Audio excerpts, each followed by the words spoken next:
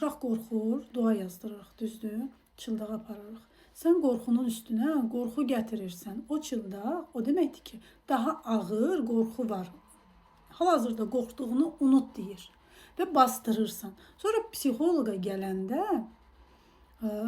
üst-üstə yığılan zibillər təmizlədikcə daha da çoxalır. Belə bir müraciətdən deyim, uşaq qorxu, o qədər qorxulu varlıqlar, kinolar, oyunlar oynayıb ki, bu uşaqda valideyn deyir ki, mollaya aparmışam, çıldağa aparmışam, baxıcıya aparmışam, hər yerə həkimlərə aparmışam deyir.